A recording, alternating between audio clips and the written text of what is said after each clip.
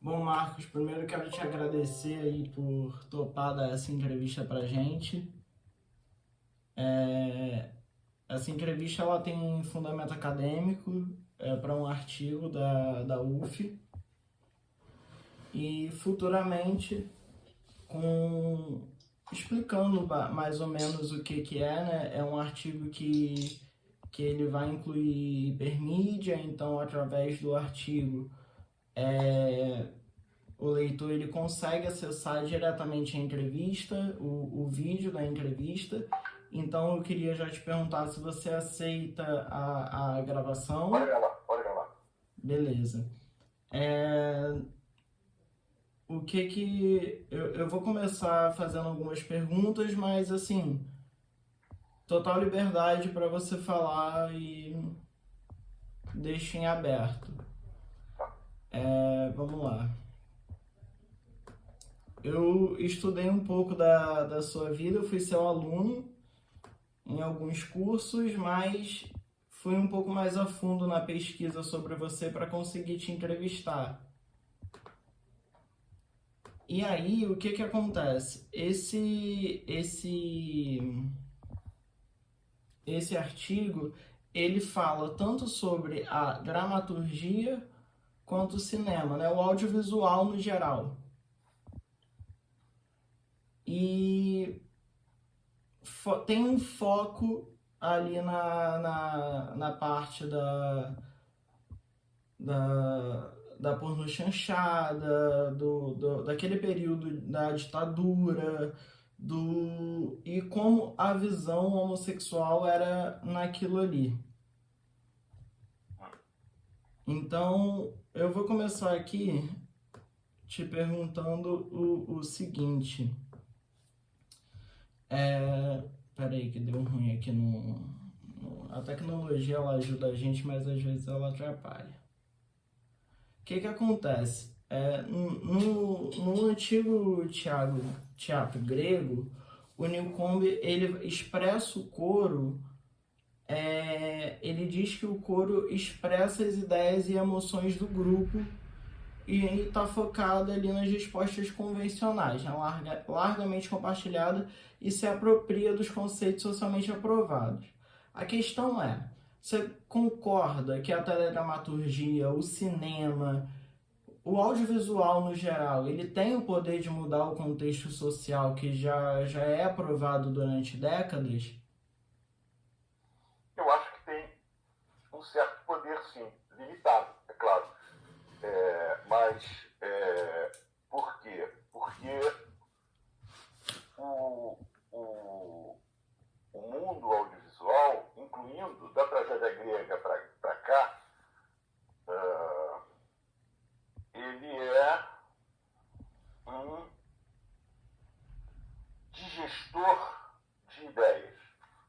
Então, ele digere as ideias que partem lá no caso do mundo ocidental, onde vivemos, Uhum. partem lá da Grécia, a gente fala muito na Grécia. Por que a gente fala muito na Grécia? Porque as ideias eram espetaculares, as ideias eram realmente bem interessantes. Né? Eles criaram uma dramaturgia, a tragédia grega deu a nomenclatura total à psicanálise moderna.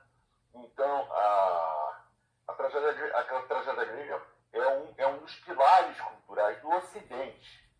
Né? Não vou falar do Oriente, porque, primeiro, eu não sei.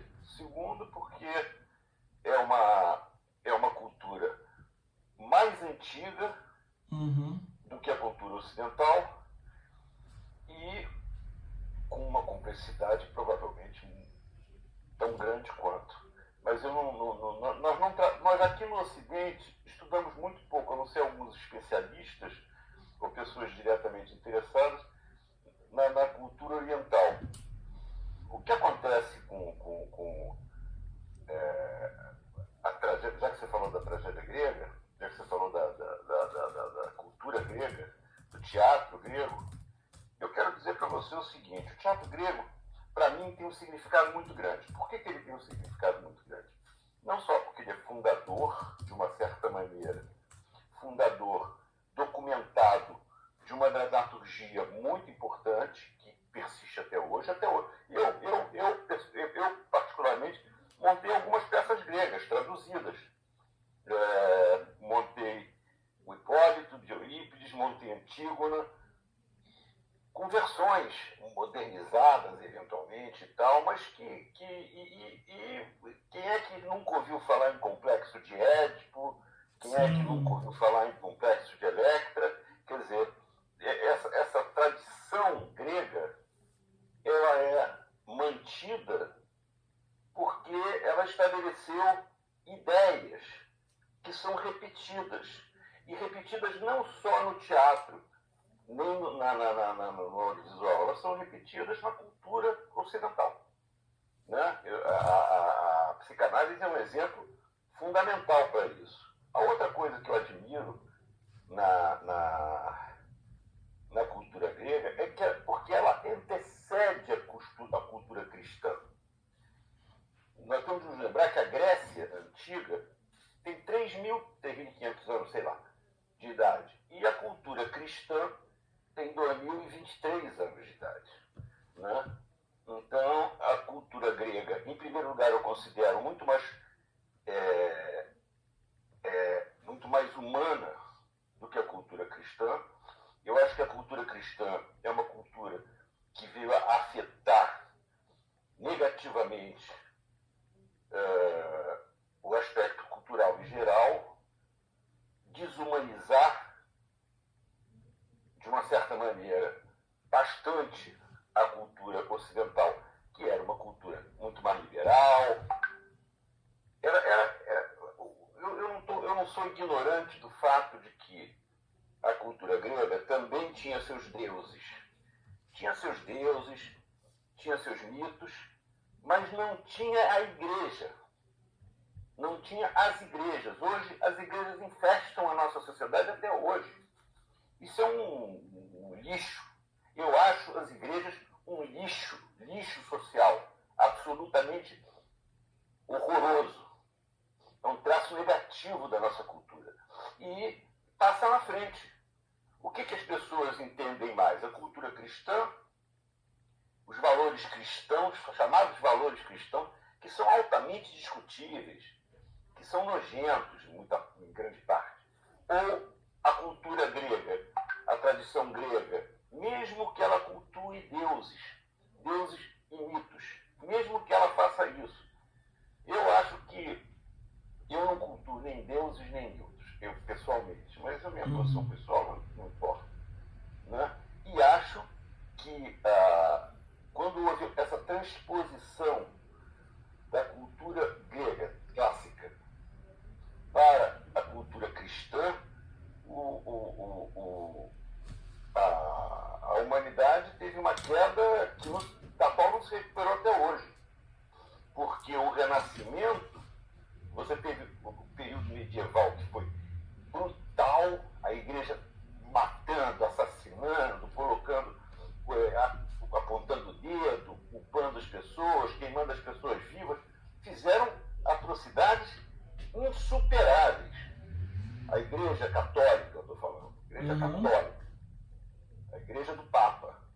Eu vou fazer só um parênteses para dizer para vocês o seguinte: morreu a Sinéad O'Connor, né? Essa cantora do Nothing Compares to You.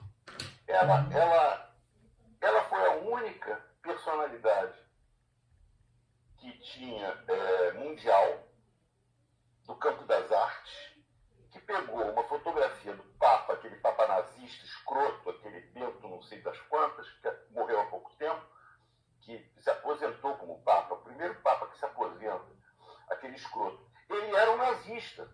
Esse Papa era um nazista, era um escroto. E esse cara cobertou, porque tinha uma função de monitorar os abusos da igreja. Agora, 10 anos atrás, não estou falando da Grécia antiga, não, 10 anos atrás. E ele acobertou todos os padres pedófilos. Foram mais, nos Estados Unidos, foram compilados milhares de abusos de crianças. Milhares. A Igreja Católica quase foi à falência nos Estados Unidos para pagar, porque teve de pagar indenização para as crianças crianças abusadas pela igreja. E ninguém, ó, boca de siri, não teve comentário. Essa Chinete, nossa querida Chinese, falecida recentemente, ela foi dentro de um concerto de rock com milhares de pessoas. Ela pegou uma fotografia do Papa que ela levou na mão dela e rasgou a porra da fotografia do Papa. Foi a única manifestação que eu vi física contra esse abuso absolutamente nojento da igreja, que continua. Esse Papa Francisco não é tão escroto. Ele provavelmente é do centrão. Ele politicamente é do centrão. Ou seja, ele admite os absurdos, lamenta muito, ele lamenta que a polícia esteja entrando nas comunidades e matando as pessoas, ele lamenta que ele tenha comido o rabo das criancinhas, pequenininhas de 5 anos, 4 anos, ele também lamenta. Sem perguntar a opinião delas, né? As crianças são abusadas, né? Sim. Ele lamenta isso tudo também, mas continua tudo acontecendo e ele foi incapaz de dar uma declaração assertiva a respeito disso. O meu antecedente era um escroto, era um nazista, esse cara foi da juventude literista, tem fotografia dele fardado, esse Bento não sei das quantas, entendeu? Então eu acho que isso eu nem me lembro de onde que eu parti, mas a cultura ocidental não tem como raiz a cultura cristã. A cultura ocidental vem de antes, milênio antes da cultura cristã, que é um lixo, que acrescentou muito pouco, entendeu? Mas você falando da cultura ocidental e assim, com foco no audiovisual brasileiro, você concorda que essa cultura ocidental que milenar, né? Você diz que vem bem anteriormente à cultura cristã. Ela interfere ainda hoje no cenário audiovisual, a cultura ocidental? Eu acho que sim, porque a cultura, eu dei um exemplo, vou repetir o exemplo. A psicanálise, ou seja, quando a gente fala em cultura e quando fala em dramaturgia, a gente fala em peças dramatúrgicas, que são dirigidas ao pensamento e ao comportamento e ao environnement, ao ambiente humano. Diz respeito ao humano, ao ser humano. Está se discutindo o ser humano, o que importa é o ser humano. E a cultura grega ainda falava que o ser humano deveria tomar como exemplo, quer dizer, tinha um exemplo meio draconianos e autoritários, culturais, que eram representados pelos deuses.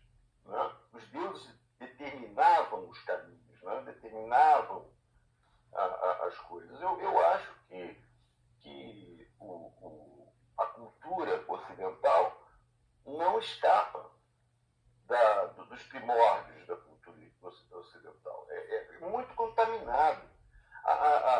O que eu estava querendo dizer quando falei, esculhambei aqui a cultura cristã, é que a cultura cristã que é um valor da direita, que é um valor político. Né? Aqui você tem partidos cristãos que só tem filho da puta, só tem ladrão, só tem nego escroto. É verdade. Sim. Essas bancadas evangélicas, essas bancadas católicas. Quando eu vivi a ditadura militar no Brasil. Quando houve a ditadura militar no Brasil, teve uma ala católica que foi importantíssima na luta de resistência. Essas contradições existem o tempo todo. Então, embora eu pessoalmente nunca aceitei me associar com padres ou organizações religiosas, mesmo que tivessem na luta contra a ditadura. E eles, inclusive, foram muito mais longe que eu na luta contra a ditadura, de uma certa maneira, porque participaram cheguei à luta armada. Eu não participei da luta armada. Eu participei de uma luta cultural contra. Fui preso algumas vezes, né? Mas eu participava de uma luta permanente cultural. É interessante você falar desse ponto da ditadura, porque você inicia a sua carreira de diretor artístico em vida impressa em dólar, certo? Que foi em 64, exatamente. 64. Em 64. Eu estava em 64, o que aconteceu? Eu era aluno, eu estudei escola pública, felizmente, no ginásio e científico. Uhum. A minha cabeça é formada pela escola pública, o que para mim foi fundamental na minha formação. Eu estudei em escola particular no primário, detestei a escola particular, detestava a escola particular, achava discricionária, achava que as pessoas, que os alunos eram discriminados pelo nível econômico dos pais. Isso eu saí de lá com 10 anos de idade, quer dizer, isso eu devia ter 8 anos de idade, já dava para perceber, quer dizer, eu não era um gênio, nunca fui um gênio, e já dava para perceber com 8 anos de idade, quer dizer, que era escancarado, isso era escancarado. Depois fui para a escola pública, no Pedro II, Colégio Pedro II, e no Colégio Pedro II, quando estava eu era um aluno de regular para mal na escola particular. No segundo grau, acho que é segundo grau, no científico, quando eu fiz 15 anos, 14, o ginásio terminava com 15 anos, com 14 anos, eu negociei de passar para o científico, os professores eram bem compreensivos, professor de latim, por exemplo, eu falei, eu não sei a primeira declinação, não vou saber essa merda nunca, não me interessa, não quero saber latim, não me interessa. E depois aprendi o latim ao inverso. Eu saí do português e fui procurar o latim depois, me fez falta, por causa do português, do domínio da língua. Sim. Mas eu estava no Colégio Pedro II e toda a preparação para o golpe, na verdade não foi a preparação para o golpe, foi a ascensão da esquerda. Quando surgiu, eu, por exemplo, participei, eu fiz concurso no Maracanã, desses concursos que tem milhares de pessoas, e passei para supervisor do plano de alfabetização do Paulo Freire. E dei aula em São João de Meriti, e eu tinha 17 anos, pô. Eu tinha 17 anos. E aí, quando entrei para a faculdade, a faculdade estava em greve. Então a gente viveu um momento muito particular. E era muito claro. Não era difícil fazer uma opção. E em 64, eu tinha minha opção formada, meus amigos tinham suas opções formadas, e tive muitos amigos que foram para a luta armada e alguns amigos que morreram na luta armada.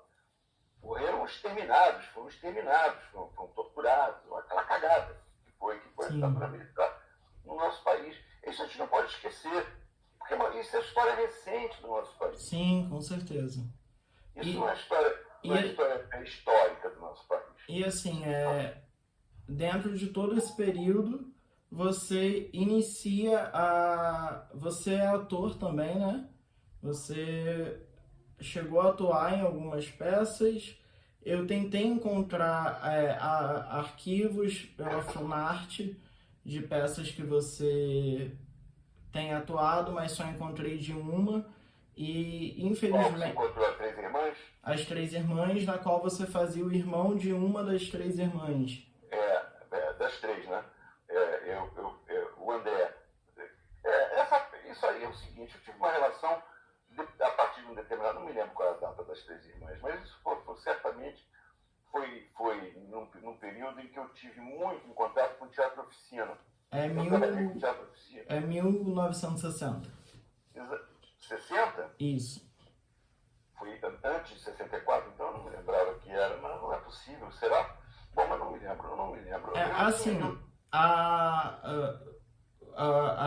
os três irmãos, pelo que está ali no arquivo da Funarte, chega em 58 e aí em 60 tem a peça, mas logo depois é censurado. Pois é, mas é engraçado, porque em 1960 não existia a ditadura ainda, então como é que censuraram? Eu estou achando que está meio errado essa data, mas isso não tem importância. Eu tinha estabeleci relações com o Teatro Oficina, que para mim foi uma revelação importante. Eu sempre gostei muito de teatro, muito. Mas eu novinho, bem jovem, de repente você tem razão, bem jovem eu conheci o Teatro Oficina, eu vi os Pequenos Burgueses, a montagem do Teatro Oficina. Para mim foi um espanto, foi uma revelação. E depois fiz A Vida Impressa em Dólar. A Vida Impressa em Dólar, se você pesquisar, chama-se Awake and Sing, essa peça em inglês. Do Clifford Odets, o nome do autor. Esse cara era um cara de esquerda, um jovem de esquerda americano, que escreveu essa peça, que fez muito sucesso. Até hoje, ela é muito montada pelas companhias amadoras nos Estados Unidos. E o Zé Celso montou aqui no Brasil, montou lá com o Teatro Oficina. Eu fui ver essa peça lá. E depois tive a sorte de ser convidado para fazer. Foi uma primeira produção profissional para a qual eu fui convidado para fazer. Antes disso, eu participava com um grupo semi-amador, do qual faziam parte o Lisoli, que era mais velho que a gente. Quando eu falo mais velho, ele tinha 28 anos. Ele era o diretor do Caderno B do Jornal do Brasil. Para mim, ele era muito mais velho. Eu tinha 17, eu tinha 18. Então, 10 anos mais velho, era velho pra cacete, achava ele velhíssimo, com 28 anos. E nós fomos fazer, nós fizemos essa peça e depois, numa outra montagem, a montagem do Oficina deve ser pelo início dos anos 60. A nossa montagem foi em 64. Com essa montagem, eu que já tinha feito algumas montagens corajosas, eu diria assim, corajosas entre aspas, porque a gente desconhecia o risco que a gente corria, desconhecia a importância do que a gente estava, com o que a gente estava mexendo, do que a gente estava mexendo. Nós montamos, o primeiro cenário que eu fiz foi um Shakespeare, foi A Tempestade do Shakespeare. Hoje, se me convidasse para fazer A Tempestade, eu adoraria fazer, aliás. Eu tremeria na base na época, não tem problema nenhum. Fizemos uma peça importante do Sartre, que era o Mortos e Sepultura, e eram montagens bem consistentes. Eu, no meio tempo, depois de ganhar esse prêmio ganhei um prêmio pelo Awake assim, pela Vida Impressa em Dólar, que era um prêmio de viagem. O que eu mais queria na minha vida, principalmente naquele período, era sair do Brasil, era ir embora. Eu tive um irmão que nós mandamos embora, porque ele estava ameaçado, ele foi preso, ficou preso 6 meses, depois mandaram ele embora. Isso foi em 66, se não me engano, 66, que foi um período do recrudescimento da ditadura. E em 67, eu ganhei o prêmio em 64, um espetáculo de 64. Recebi em 65, se não me engano. E guardei no bolso até 67, quando me formei na Escola de Arquitetura, porque eu queria me formar arquiteto, queria ter um diploma. Eu sempre fui uma pessoa independente, eu tive de resolver minha vida, porque infelizmente perdi meu pai aos 15 anos de idade. E aí fui para a Europa. Fui para a Europa em 67. E aí, quando voltei, em 68, porque teve... Em 68, vou só relembrar vocês que são jovens, em 68, eu participei e vi com esses olhos que a terra de comer 3 eventos absolutamente inesquecíveis que marcaram o ano de 68. O maio de 68, em Paris, que houve quase uma guerra civil, né? Enfrentou-se a polícia francesa, que é barra pesadíssima, barra até hoje, é uma barra pesada. A polícia francesa não é biscoito, não.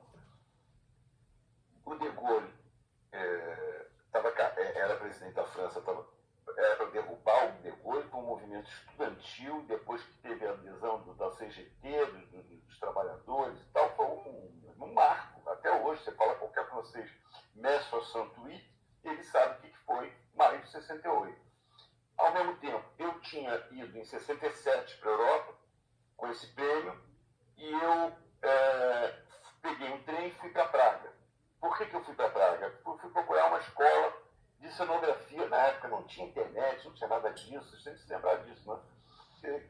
Eu fui para Praga porque o meu querido amigo Hélio Bauer, que é um cenógrafo absolutamente genial da história do teatro brasileiro, estudou lá e eu tinha conhecimento de como funcionava um instituto, que era o Instituto Cenográfico de Praga.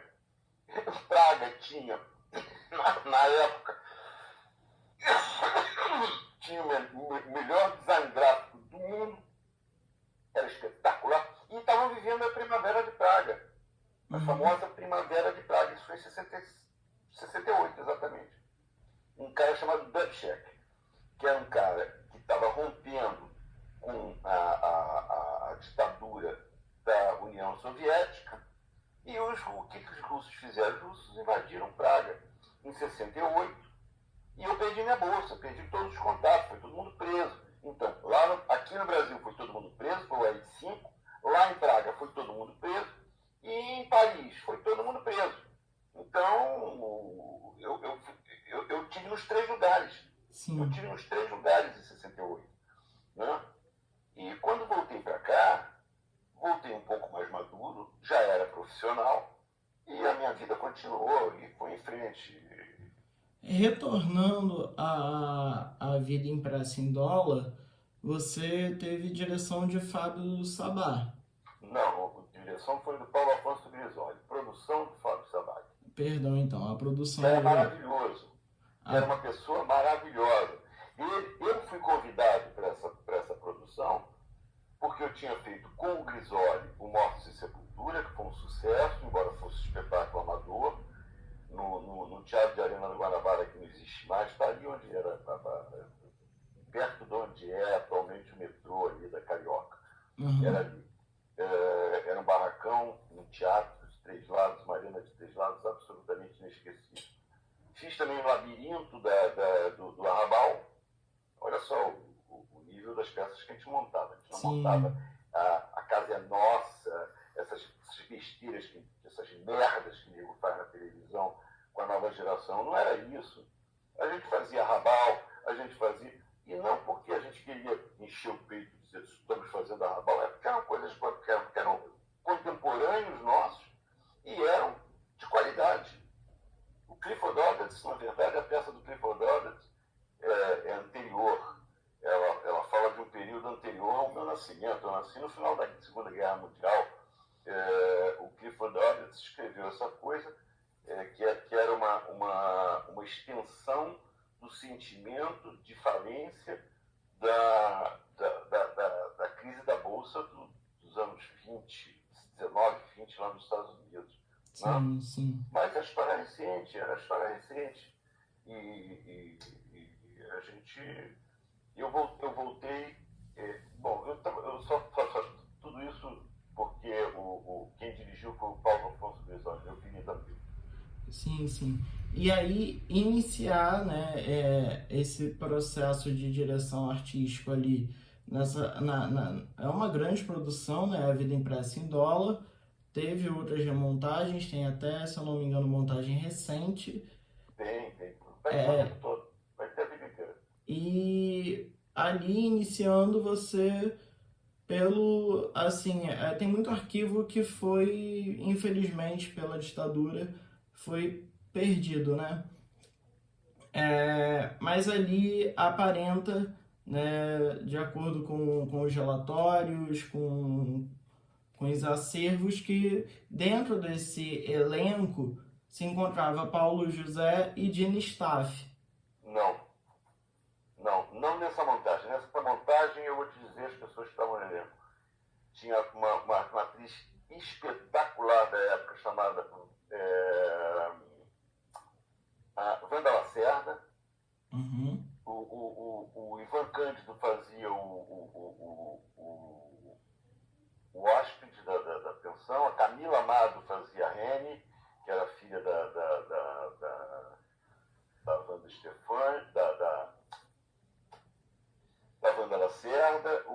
Zinho Costa Filho fazia, também era do elenco, o Jorge Xerxes fazia, todos, já morreu quase todo mundo, fazia parte do elenco também, e era um espetáculo maravilhoso,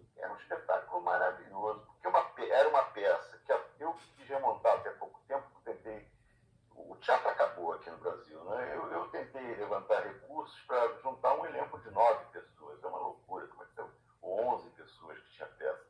Era um elenco de 9 pessoas, tentei juntar recursos e interessar as pessoas, algumas pessoas se interessaram, mas não consegui reunir uma produção suficiente para refazer, porque essa peça, por exemplo, eu acho que caberia muito fazer hoje. Com certeza. Primeiro porque o teatro, como a gente fazia, não existe mais. Hoje está resumido a uma... Está exprimido o teatro. O teatro tem a opção de gente... As pessoas de teatro gostam de fazer umas festas, gostam de dar prêmios umas para outras. Eu fundo um prêmio, te dou o meu prêmio. Aí você funda o seu prêmio e me dá o seu prêmio. É uma babaquice. O teatro está liquidado. Está liquidado por quê? Eu fiz grandes espetáculos. Se eu pegar a lista, eu fiz 120 espetáculos de teatro, sei lá quantos.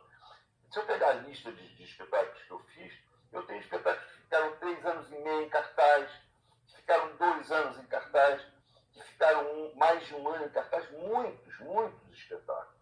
E que eram espetáculos com montagens pesadas, montagens sérias, montagens pesadas, que os elencos às vezes mudavam por causa de compromissos, de outros compromissos que os atores tinham, mas que a montagem propriamente dita perseverava, sobrevivia. Hoje você vai nesses teatros oficiais. Eu estou estreando uma peça hoje, por exemplo. Hoje estou estreando uma peça que eu fiz no cenário para o meu amigo, que trabalhou comigo desde garoto, e eu já fiz uns 8 espetáculos com ele, espetáculos que comportam um cenáriozinho pequenininho, uma peça de 1 hora e 2 ou 3 atores no máximo, que trabalham também sem receber, praticamente, e o público é efêmero, em teatros que tem uma programação, que tem a festa de 15 anos da filha do diretor, tem uma peça infantil, tem teatros aqui no Coisa da Gávea, no Shopping da Gávea. Eu fiz um espetáculo lá, tinha 5 horários. 5 horários no mesmo dia. Aí um deles era uma peça espírita, o outro era uma peça infantil, o outro era uma festividade particular, o outro era... Quem é que faz teatro assim? E você não tinha como reservar a sua luz corretamente, você montar o seu espetáculo regularmente, como sempre foi, o teatro sempre foi assim. Nós não inventamos nada, nós fizemos o teatro. Eu cheguei a participar de um teatro brasileiro que era tão importante e tão significativo quanto qualquer grupo de teatro europeu. E olha que eu vivi na Europa 5 anos e eu sei avaliar. Agora, você disse que chegou a produzir a Antígona. Não, produzi não, nós produzimos. Eu desenhei o cenário, dirigido pelo Zé Renato com a Maria Fernanda. Maria Fernanda fazendo Antígona, por exemplo. Então, no Teatro Oficina, o Teatro Oficina reabriu, né? A André Beltrão estava em cartaz com essa peça. Você acha... Oi? É uma produção, essa produção da André eu não fui ver, que é uma produção dirigida pelo Amir Haddad, e é uma produção carioca. Por acaso foi para lá. Você acha que tem a mesma relevância do que tinha antigamente essa remontagem da peça Antígona no Teatro Oficina, como tinha na década de 60, 70? Eu acho que sim, porque é uma peça importantíssima. E a Andréia é uma atriz séria, e o Amir é um diretor sério. Não é um espetáculo do Teatro Oficina, ela está no Teatro Oficina, como podia estar em qualquer outro teatro. Está ocupando o espaço do Teatro Oficina, não é uma montagem do Teatro Oficina. A montagem é do Amir Haddad, produzido pela André. É uma montagem do Teatro Poeira. Originalmente foi no Teatro Poeira, eu não fui ver. Mas deve ser revelador. Com certeza é uma boa escolha. A André é uma atriz maravilhosa e inteligente, o Amir é um diretor maravilhoso e inteligente, então eu acho que é um espetáculo a ser visto. Show. Agora, Marcos, você foi diretor de arte também de Os Sete Gatinhos. A autoria de Neville de Almeida. E eu queria te perguntar como que foi o processo de gravação, já que o filme foi durante a ditadura militar, né? E pelo grande público, considerado uma pornô chanchada. Não, mas não era uma pornô chanchada. Não era uma pornô. Eu não tenho nada contra a pornô chanchada. Eu nunca fui convidado para fazer pornô chanchada. Teria feito, provavelmente, com muito prazer. Os Sete Gatinhos é uma peça do Nelson Rodrigues, que eu considero o mais respeitável de todos os nossos dramaturgos, um dos mais respeitáveis, porque tem outros que são respeitáveis também, mas que vem a lembrança, se me perguntam, um dramaturgo importante brasileiro, eu diria Nelson Rodrigues. E a peça é considerada pornográfica porque ele era considerado pornográfico. Por quem? Por essa mesma cultura que eu esculhambei no começo da nossa conversa. Então, ele foi, ele faturava em cima disso, da burrice. Né? Sim. Então, quando burramente classificavam ele como ator pornô, ele adorava isso, ele botava para quebrar, ele tirou proveito disso aberto. Mas não era uma pornô chanchada. Eu trabalhei com o Neville, foi a primeira vez que eu fiz cenários de estúdio para cinema, nunca tinha feito cenários de estúdio para cinema, era um elenco maravilhoso, tinha o Lima Duarte, tinha as meninas todas, a Súria, a Regina Casé. A Regina Casé, isso, tinha, e a Sônia, acho que é o nome dela, isso, era um filme interessantíssimo, As pessoas gostam e deixam de gostar. Né? Eu gosto do filme, não gosto do filme. Tudo bem, mas foi um fato importante. O Neville vinha de um sucesso pessoal dele muito grande com a Sônia Braga, um filme que vendeu milhões de ingressos. Então foi um filme bem sucedido e é um filme que eu tenho o maior orgulho de ter feito. Não era uma pornô chanchada, não porque a pornô chanchada diminuísse isso, não diminui nada. Só que não era uma pornô chanchada, era uma peça era a montagem de uma peça, era a filmagem de uma peça do Nelson Rodrigues. Depois disso, eu montei, dirigi no teatro, fiz a luz e fiz o cenário da última peça que o Nelson Rodrigues escreveu. Conheci o Nelson Rodrigues nas filmagens do Sete Gatinhos e tive a chance de fazer esse trabalho numa peça dele chamada A Serpente, que foi uma montagem sensacional lá no teatro, hoje chamado Teatro Nelson Rodrigues por conta disso, e que chamava-se Teatro do BNH, lá no centro da cidade. Eu nem sei como é que está esse teatro. Daqui a pouco vão transformar tudo quanto é teatro em Bispo Macedo, sei lá, tá uma zona isso. Hoje em dia, o Teatro da Manchete, nego chama era o Teatro Adolfo Bloch, da Manchete. Teatro Prudencial. Prudencial é o meu cacete, uma porra. Não chamo de jeito nenhum. Não uso esses nomes publicitários de jeito nenhum.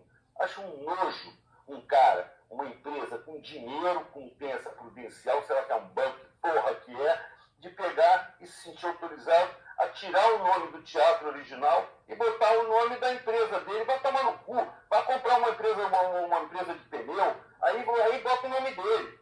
Bota o nome Prudencial Pneus. Mas no teatro não, porra. Que porra é essa? Os caras estão malucos, porra. Sabe? Eu acho a geração de vocês uma geração muito calada. Uma geração, não sei se vocês têm preguiça, eu também tenho preguiça, mas eu tenho mais preguiça hoje do que quando tinha na idade de vocês. Eu não tinha tanta preguiça assim. Mas, porra, é todo mundo fica quieto, caralho. Quer dizer, o padre, a Igreja Católica apoiou padres que violentaram milhares de crianças, milhões de crianças no mundo inteiro. Uma artista faz o protesto. Mesmo assim, ela foi discriminada por causa disso. Porque tinha as pessoas, os católicos não gostavam. Foda-se os católicos, foda-se, pô. Foda-se. Entendeu? E no teatro é a mesma coisa. No teatro é a mesma coisa. O teatro do Jockey chama um outro teatro, sei lá, teatro sabão de cu. Como é que é o nome? De um produto de coisa. Que porra é essa, cara? Isso é uma coisa de chegar lá e falar pro cara, não vai trocar a porra do nome, não. Bota a sua publicidade onde você quiser, no papel higiênico, pô. Foda-se. Encher o saco de outros caras, pô. Mudar o nome dos teatros para o nome das empresas dele, tá maluco, pô? Isso é revoltante, eu fico revoltado com isso. E revoltado que ninguém abre a boca. Com toda certeza. Estão com medo de quê? Vocês têm medo de quê, caralho? De que vocês têm medo? Além da merda que já foi a eleição desse imbecil que foi o nosso presidente antes do Lula agora, esse Bolsonaro, além disso, você está com medo de quê, pô? Vocês têm medo de quê, pô? Medo da igreja? Medo do padre? Acho que o padre vai excomungar vocês. Eu me lembro, a Igreja Católica me causava horror, porque as minhas amiguinhas, que eram católicas, eram ameaçadas pelos padres. Se você fizer isso, é pecado mortal, aí a sua mãe morre, sua tia morre. Eu prenderia imediatamente esses padres. Eu chamava com a mão para trás, levava para a cadeia e estava fudido comigo. É que você ameaça crianças, pô. A Igreja Católica está cansada de fazer isso, pô. De ameaçar crianças o tempo todo, pô. O ensino católico faz isso nos colégios, hoje fazem isso. Agora, o Marcos, ainda dentro desse contexto da Igreja Católica, a ditadura, ela entra muito nisso também, né? E retornando à pornô chanchada, ali na década de 70, a pornô chanchada é um dos cinemas mais consumidos pelo público. E a Fernanda Pessoa, que é uma cineasta que inclusive escreveu um documentário, Histórias Não Contadas do Nosso Cinema, ela diz que a pornô chanchada é o filme que ninguém gosta de ver, mas gosta de assistir. E você ali nesse período da década de 70, como que você encara essa questão da pornô chanchada numa perspectiva fetichizada e ao mesmo tempo velada, né? Porque se a gente analisar ali na questão cristã, da ditadura militar, o homem gay, o homossexual, ele era totalmente fetichizado, mas existiam diversas pornôs chanchadas que estavam ali, né, os personagens gays, apenas para servir a alguém, né? Talvez a um prostíbulo que tivesse dentro daquele filme. E como que isso acontecia nessa década? Qual era a percepção enquanto cineasta que você tinha disso? Olha, eu não me importava muito com isso não, porque na verdade eu estava ocupado fazendo outras coisas, mas teatro e cinema geralmente. Mas eu acho que o que você está falando é que o homossexual é modo de dizer, a bicha, que é uma caricatura do homossexual, sempre foi um caractere, um personagem, tanto na televisão quanto no cinema, que era um personagem cômico. Era o afeminado, afetado, entendeu? Era o cara sem noção, era bichinha, era uma figura desprezível. Eu não vi pornô chanchada a ponto de poder fazer uma avaliação geral. Eu não vi nenhum filme brasileiro que tratasse da questão homossexual seriamente. Seriamente que eu digo, de uma maneira corriqueira, digamos. Existem personagens homossexuais na literatura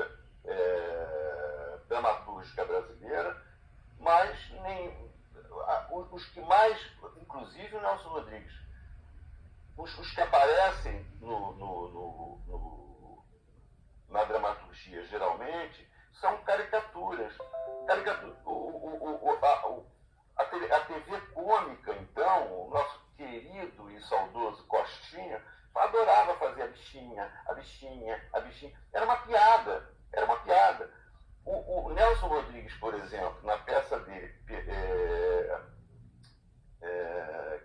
Toda Nudez Será Castigada, ele tem uma visão do homossexual que não é pré-estabelecida, assim. Quer dizer, é um pai e um filho, uma mulher que é uma prostituta, o pai fica viúvo, se apaixona por essa mulher então conhece um filho com o qual ele tinha uma ruptura, provavelmente pelo filho, ele considerava o filho esquisito, né? E esse filho se apaixona por ela, primeiro, mas ele sofre um abuso quando está preso. Isso é a peça do Nelson Rodrigues, estou descrevendo para você o que é Toda Nudez Será Castigada. E aí ele sofre um abuso e no final da peça ele simplesmente deixa essa mulher, pela qual, que era a mulher do pai, pela qual ele foi apaixonado, e foge com um ladrão boliviano, que é um personagem do Nelson, que é o abusador dele na cadeia. Eles fogem, vão para a Europa de lua de mel. Então, esse é um dos personagens que mesmo assim tem uma certa ironia a respeito, que é um dos personagens que eu me lembro. Eu não me lembro mais de muitos personagens significativos que são homossexuais. Não estou falando no cinema pornô, não, no cinema brasileiro. Não, sim, com certeza. Mas assim, só de você falar desse personagem do Nelson Rodrigues, que é uma peça montada em 72, se eu não me engano, ainda no período de ditadura, a gente retorna no que você falou inicialmente da questão cristã e ocidental, né? De colocar esse personagem homossexual, a relação homoafetiva, sem nenhuma história e ser apenas uma caricatura, né? Uma anedota. Basicamente, eu acho que trata... Quer dizer, se você compara no cinema da mesma época, do mesmo período, o cinema italiano, principalmente o cinema italiano, mas o cinema espanhol, o cinema... Eu não sou uma enciclopédia de cinema. E, eventualmente, no cinema americano, isso que é uma sociedade pentecostal extremamente falsamente moralista, esses personagens são muito mais encobertos. O cinema italiano tratou esses personagens abertamente. O Pasolini era um grande cineasta homossexual, como foram ai, meu Deus, os nomes. Eu estou com problema nos nomes. Como foram outros diretores importantíssimos do cinema italiano e que trataram com a maior dignidade, porque eram pessoas, o Visconti, por exemplo, era um aristocrata da sociedade italiana e era um cineasta maravilhoso e ele tratava com maior respeito, com maior dignidade esses personagens. Eu não me lembro, também não sou estudioso disso, né? Eu não sou um acadêmico estudioso e pesquisador, mas eu não me lembro de ouvir falar em nenhuma obra que tenha tido um homossexual tratado em que a homossexualidade fosse uma das características da personalidade de uma pessoa, de um homem ou de uma mulher, não importa, entendeu? Não me lembro disso, que isso fosse relevante para a história, Sim. que isso fosse esclarecedor ou dramaturgicamente relevante, né? Sim. Não me lembro. Marcos, eu vou colocar outro link aqui no chat, porque ainda tem mais 3 perguntas e o Meet ele tem uma palhaçada de terminar a reunião em 1 hora. Aqui que tem 10 minutos, mas essa aqui. E aí não vai dar tempo de fazer as perguntas finais. Então eu vou Então, o te que que eu mandar. faço? Me diz o que que eu faço. Eu vou te mandar outro link no WhatsApp e aí é só retornar.